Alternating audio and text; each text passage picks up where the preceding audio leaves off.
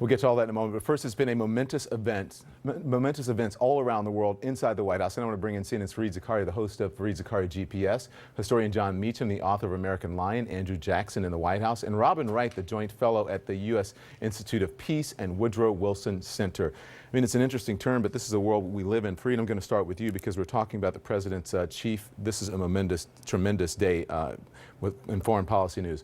But the president's chief strategist, Steve Bannon, no longer going to have a prominent seat on the National Security Council. And here's what the New York Times is reporting tonight.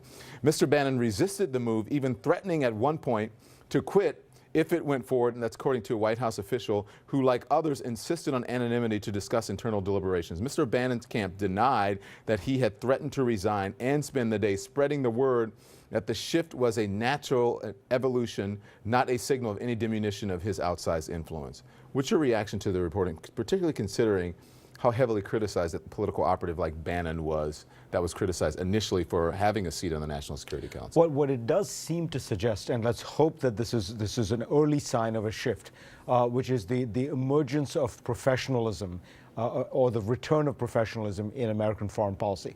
Because, you know, there's always been this paradox, which is Trump's own foreign policy views have been pretty amateurish, emotional, contradictory.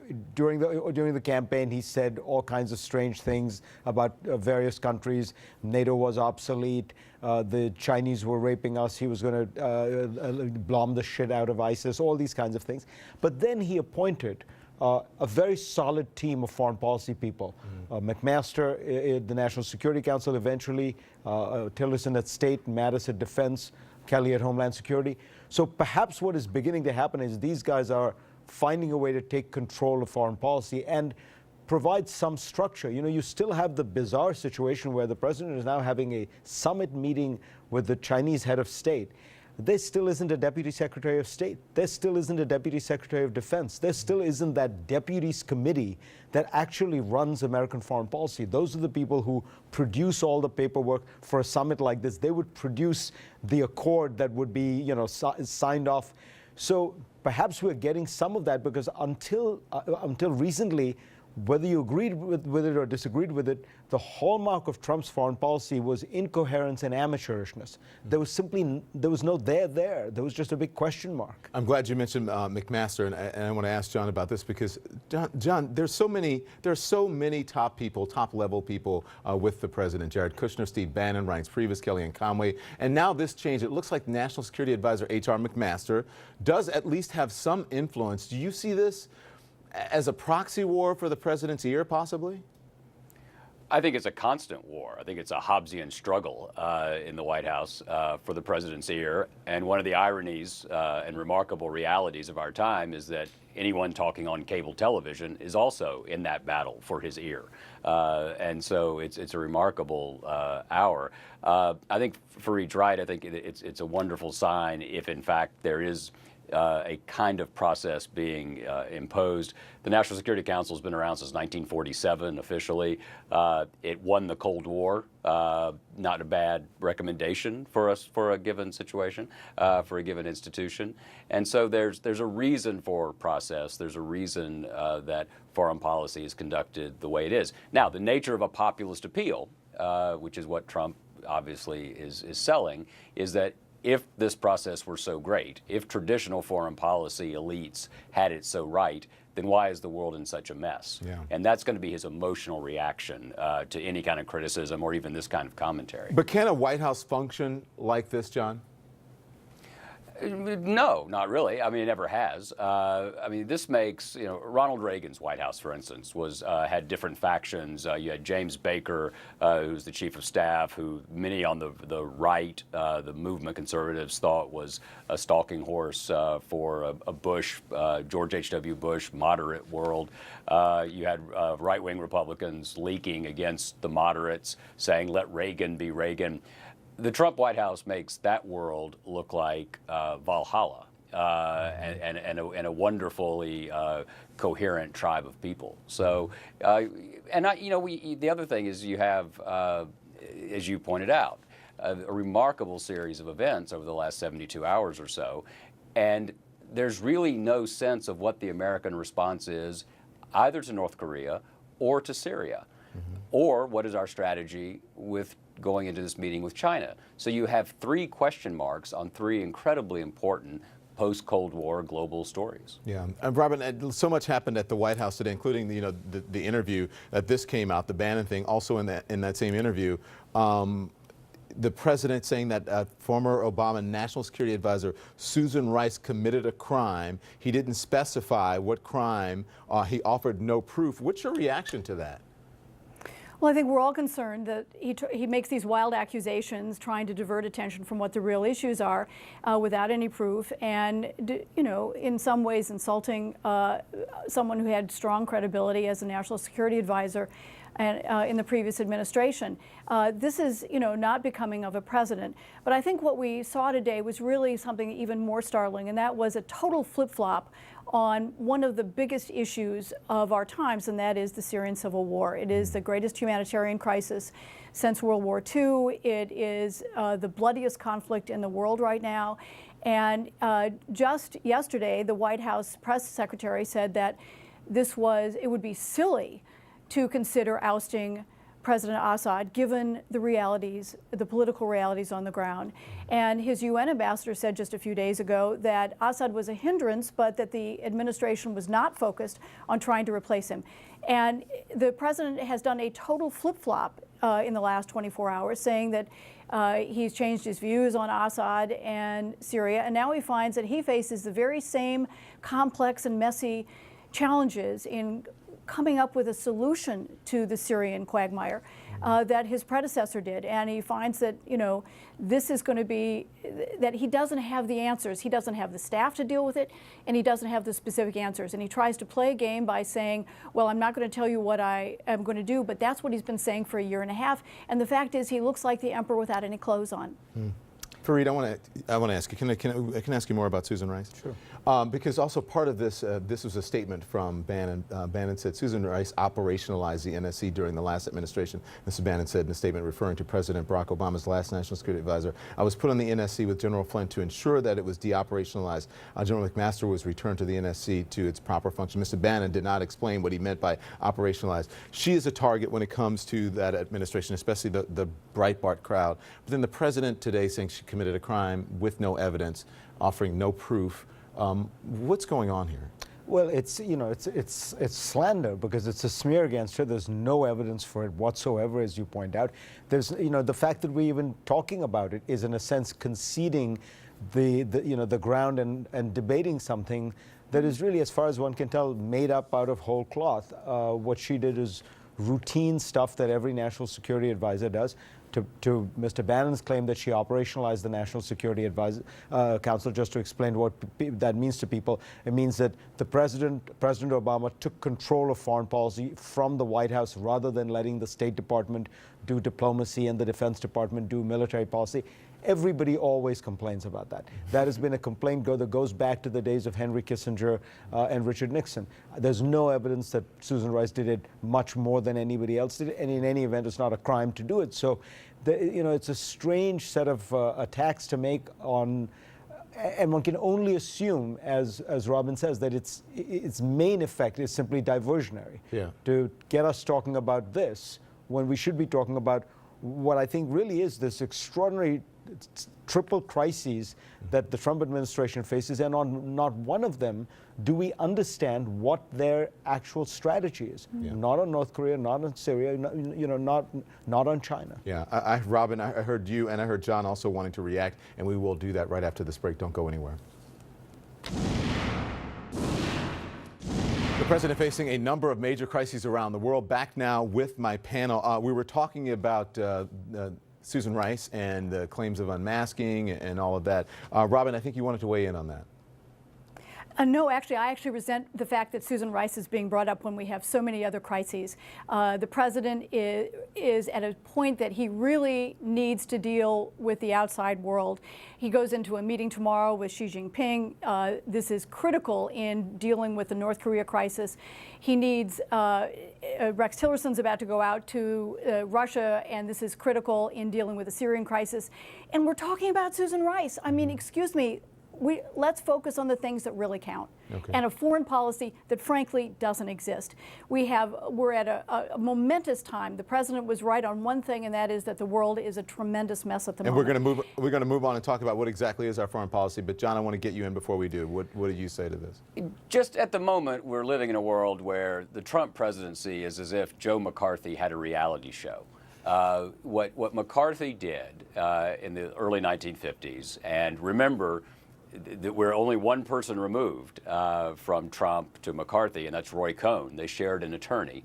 And the strategy, the Cohn-McCarthy strategy during the red baiting in the early 50s was simply announce something. It doesn't have to be true, just announce it so that it's covered and talked about.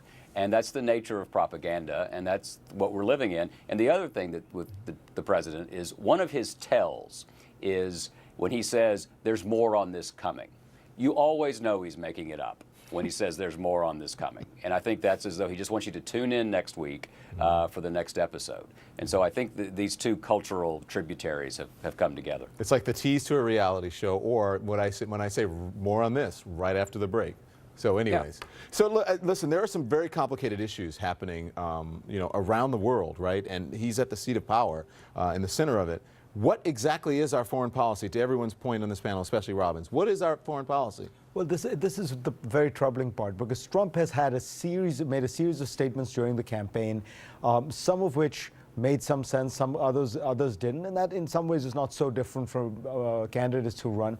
But ever since he's been in the White House, there has been no effort to clarify, and instead what you've had is a series of extraordinarily contradictory approaches. So he was bashing Japan for much of the campaign. You know, people didn't notice as much, but he bashed Japan as much as he bashed China. And then the first person he has to Mar-a-Lago is the Japanese Prime Minister. And he explains, we are the greatest friends and the staunchest allies. And the other guy who was bashing a lot was the Chinese president, and who's the second guest at Mar-a-Lago, the Chinese president. On Syria, the Trump strategy had been, we're going to ally with Russia to beat up ISIS, and we're going to give Syria to Assad. That was a strategy outlined during the campaign. Michael Flynn talked about it. Then Jim Mattis comes in as Secretary of Defense and says, no, we don't like the Russians. So now we don't know what's going on. Then Trump says that yesterday, on Monday, Sean Spicer says, Assad has to stay in power. That's the reality of Syria. Today, Trump says, no, I've totally changed my mind. Now, if your head isn't spinning on what Robin says, there's the most consequential, foreign policy crisis right now. Can you imagine what the other countries in the area are thinking? They're listening to this series of almost stream of consciousness, incoherent, contradictory, rambling statements, and trying to figure out what is American foreign policy. Hey, Robin, I want to play this, and I want you to react to it out of it. This is what President Trump had to say following this toxic chemical attack in Syria, and the pictures which the entire world have been horrified by. I will tell you that attack on children yesterday had a big impact on me. Big impact. That was a horrible, horrible thing. And I've been watching it and seeing it, and it doesn't get any worse than that. And I have that flexibility, and it's very, very possible, and I will tell you it's already happened, that my attitude toward Syria and Assad has changed very much. It crossed a lot of lines for me. When you kill innocent children, innocent babies, little babies, with a chemical gas that is so lethal, people were shocked to hear what gas it was. That crosses many, many lines, beyond the red line, many, many lines. I know Robin asked on you, but what did you say? Well, I don't think anyone was surprised by the kind of gas it was. I mean, Assad has used this gas before. He's bombed people before. He's been barrel bombing people for 5-6 years at the very least. I mean, it was horrifying. Those images were horrifying, but they've been horrifying for 6 years. Why yesterday's images changed Donald Trump's view when 6 years of images did not? And how does that tell you what to do in Syria? Does that mean he is now going to try to unseat Assad? that's a whole new shift in American policy, and we need to understand it. That's what I want to ask Robin. Robin, I mean, clearly he was affected by it. Who wouldn't when you look at those pictures? But what will this lead to? That's the question, right? Well, the irony is that he is responsible for more than a dozen tweets when President Obama issued a red line in 2013 in which he said it would be horrible to take on Assad, not to do it. It would be a terrible mistake, and that he should focus on issues in the United States. And this is a man who faces that same challenge. And as Fareed said, Assad has used chemical weapons repeatedly, and more than 400,000 people have died. These are not the first kids to have died. Tens of thousands of children have died. And the president came in without a foreign policy, without a foreign policy, particularly on Syria. And this is where it's, you know, it's horrifying to think that there is no obvious solution. And the idea of a military option, when the administration talks about, well, if the world isn't going to do anything, we'll act, we'll do what it takes. And the fact is, there is no military solution, whether it's on North Korea or whether it's on Syria, that involves very complicated international diplomacy. And this is where you have the sense that the president is ill prepared for it. He doesn't have the staff for it. He hasn't thought it through. He's naive. And there are basic questions about who's actually making foreign policy. Is it Rex Tillerson at the State Department, who's been almost invisible, or is it Jared Kushner, who's now in charge of Iraq, Middle East peace, China, Mexico, Canada, as well as innovating the entire U.S. government? There are real serious questions about process as well as substance. Yeah. Jon Meacham, a couple of folks are saying, Marco Rubio is saying that Senator John McCain said earlier that the Assad regime was encouraged by what they were hearing. I mean, do you agree? Was Syria emboldened by what they were hearing from the Trump administration less than a week ago? Well, I think that unquestionably this is a time of testing for every new president. The Soviet Union did it with Jack Kennedy. This is a familiar pattern, and I think that if you live by bluster to some extent, you end up paying the price for it. Trump offered relatively facile criticism of President Obama. Do any of us really think he's thought out Syria's role in the world and the balance of power in the Middle East? I mean, I hope he has, but I wouldn't bet my mortgage payment on it. And so and I think to Robin's point, I think one of the great questions is, not even who's making policy, but what's the connection between what the president says and what that policy is? There's no evidence in the first 100 days of the presidency or of the campaign that there's necessarily a connection between what comes out of the president's mouth and what ultimately the administration may propose. And I think that's one of the more destabilizing and dispiriting realities of the moment. Good for you. I think the point John made about bluster is very important. The response to almost every issue has been bluster. Mike Flynn says to the Iranians, we are putting Iran on notice when they test a missile. Rex Tillerson says 20 years of diplomacy towards North Korea has failed. We're going to go on a different path. Nikki Haley yesterday said, if the world doesn't act, we will. You can't just say stuff like this when you're running the most powerful country in the world. It means something, and your credibility will be diminished and eroded and will collapse when, as I think inevitably is going to happen, none of this means anything. Already we have seen that the putting Iran on notice meant nothing. Already we have seen that these boastful claims that the United States is somehow going to solve all these problems unilaterally if the Chinese don't get on board, if the Russians don't get on board, are not going to amount to anything. And then what? What happens the next time you have to make some kind of a claim, a stake? The problem is, I think the president comes out of a world in which words were very cheap. But when you're the president of the United States, words matter enormously. The rest of the world listens to them, and we're spending them like a drunk at a casino. Thank you all. Thank you, Robin. Thank you, John. Thanks, Fareed. See you guys soon.